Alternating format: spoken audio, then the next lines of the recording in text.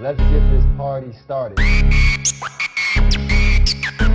Coverage tight, spotlight on tomorrow. Who you with? Trust, you'll be delighted that you followed. At Phirst Contention, the invention. We debate sports, of course we should mention. What's that? We cover games, we don't play suspensions. We 100, so if your star's missing, we let you know your squad surely gone fishing. We never fish though, no, not our motto. We sport on deals, on court, on fields. The victors, the vengeance, the legends, latest invention.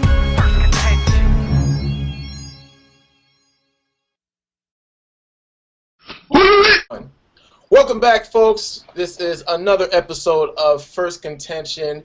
We appreciate you guys hanging out with us for the layoff. You know, Steve had to take some time because his Cardinals went down. But, hey, I'm wearing that Cardinal red for you, Steve, man. We're thinking about you. We got you, man. I'm your host for this episode. Cena. Joining us today, the aforementioned Steve Davis. Did you really have to do that to me, man? I should have let it scab over. We also got Marvin Banks in the house. What's up, Marv? Oh, you told Steve to kill him. That's all right. Kill St. Louis him. got haters. We'll be back. Ooh. We'll be back probably next year. Yeah. And the year after that. And the year I after said, that. hola, senors and senoritas. And with that, let's kick it off. Let's see. NBA season is upon us. Marv, you call it a holiday. I mean, there's a lot of things to talk about. Man, the 76ers are out here balling.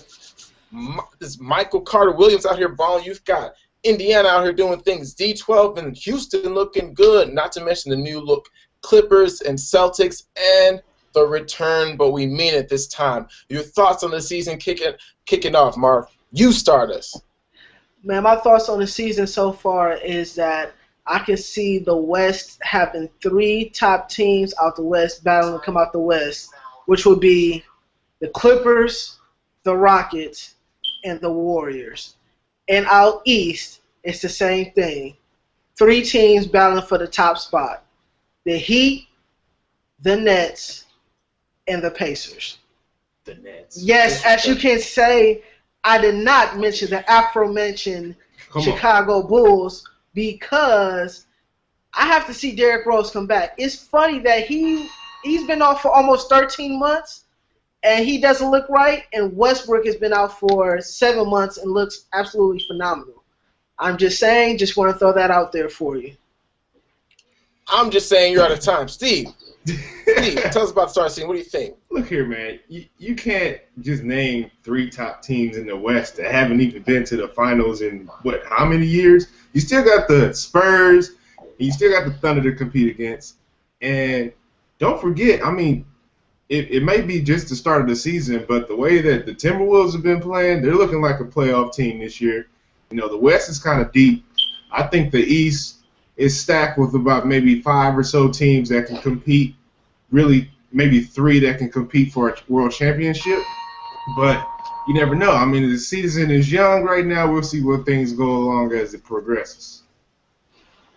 Good point. Long season ahead of us. It has just started, so let's not jump to any conclusion, Mars. I don't know why. It seemed like you came here with a bit of a hating attitude. Let's skip to it. I mean, end of season. Heat 3-peat or what? Heat 3-peat, Steve? No, I don't think so.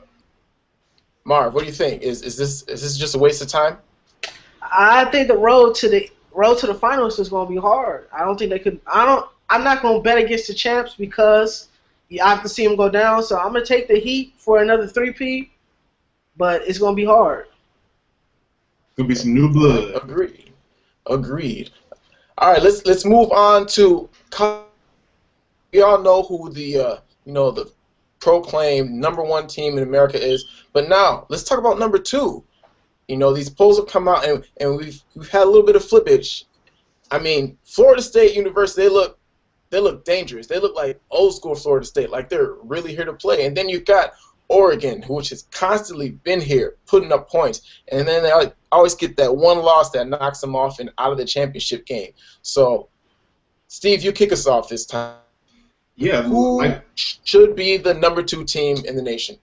I mean, what you just said kind of is a disadvantage for Oregon. If they lose one game, they're pretty much out of the picture just because strength of schedule wise. They're in the Pac-12, and not too many top teams over there. But in the ACC, it may be a little different. They just had FSU just had a couple of big wins against Clemson. Now Miami. Jameis Winston is looking like the real deal, even though he can't see for some reason the plays on the sideline. The boy needs some context. But if he has some context, oh my God, they might be number one in the conference right now. But we'll see, man. I still think FSU is a better team, though.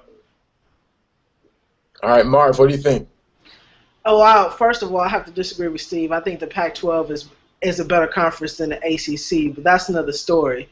If Oregon can beat Stanford, at Stanford, I believe, then Oregon deserves to be the number 2 team. But I don't think they're going to be the number 2 team. I think they're going to be the number 1 team because I'm predicting LeSue, the Bayou Bengals, to go to Tuscaloosa and handle their business against Alabama, which means famous Jameis will be going up to number 2. So I predict that Oregon and Florida State will play for the national championship. Interesting. Ooh, I love it. That's very interesting, Steve. I love it, Marv. That's why we appreciate you. That would be a sight to see. Yes, you guys mentioned strength of schedule. Not to mention UCLA is also on the Ducks schedule, so they've got their work cut out for them. As far as the Seminoles are concerned, it's smooth sailing from here on out. Follow-up question. Heisman favorite. I mean, famous Jameis has exploded onto the scene. We're aware of Mariota. Between those two, who do you think has it? You know what, man? What's so funny about Mariota to me is just like with Oregon system, they're always going to put up numbers and their quarterbacks is going to look great. Because if you look at it, Dennis Dixon almost won a Heisman there. And what is he doing right now in the NFL? I think Jameis Winston is actually a better prototypical type of quarterback who's actually producing and coming out of nowhere as a freshman, just like Johnny Manziel, and showing up on a big stage. And I think that kind of counts towards something. See, this is why we call you Cornelius. No one asked you how he's going to be as a pro prospect. They asked who is going to be, who's going to win the Heisman. And if Mariota can go to Stanford and beat Stanford, then Mariota is going to be in the league to win the Heisman. But if they lose, then it's going to be famous Jameis. He already has 2 big wins at Clemson and at home against the U. Duly noted. From the amateurs to the pros, Kansas City Chiefs, worst record in the league last year, first overall pick, become the first team to have the worst record win 8 straight in any sport. They are undefeated. Are these guys legit? I feel like the consensus is going to be no. They've faced their rash of backup quarterbacks. But what do you think? Marv, what do you think about these guys? I'm not going to lie. Their defense is legit. I was listening to the NFL Network and ESPN, and someone said that they had similarities to that 2000 Ravens defense. Now, I'm not going to go out there and say that because I think that's a little bit blasphemous, but I do see a lot of the similarities. They do have a lot of superstars on that defensive side of the football. You talk about Talbot Ali and Justin Houston coming off the edge. You got Dontario Poe. You got Derek Johnson up the middle. Then you have Flowers. And you also have Eric Berry in the backfield. But the offense is something that I don't see enough to it. You know what I'm saying? I don't see that enough inside that offense. Do I think they're elite? No. Do I think they might win that division? Yes. Can I see them losing in the second round? Yes, I can.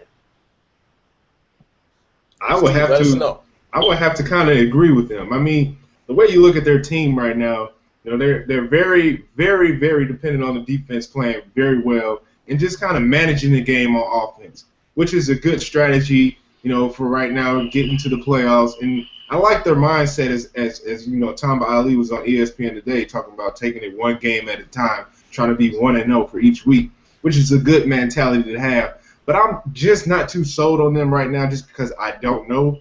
And then I think about Andy Reid's pass in the playoffs. And, there's a lot of hype coming into the season, and then in the playoffs, something happens where they don't reach the big game. So I don't know if they'll be able to hang, if Peyton Manning figured out their defense and there's a lot of points on the board, they got to figure out what to do on offense. So That's my main concern. So I don't know if they're really legit when it comes to scoring points. True. All good points. Very good points. I mean, at this point, like we said, they're playing a last place schedule. It looks like the only two teams they face all season are the Broncos twice, Peyton's replacement, Andrew Luck, the Colts further down the line. But only time will tell. Starting on Sunday night when they take on the Broncos in prime time. That's all we got for today. Thank you guys for watching. Do not forget, like the video, subscribe to the YouTube channel, as well as follow us on Twitter. And if you didn't like the video, subscribe to us on YouTube, like us on Facebook, and follow us on Twitter. This has been another episode of Phirst Contention. Ride with Phirst Contention, that's full throttle in. We sport on deals, on court, on fields. The victors, the vengeance, the legends, latest invention. Phirst Contention. We sport on deals, on court, on fields. The victors, the vengeance, the legends, latest invention. Game face grit, like born for playoffs. Say it all in small time like payoffs.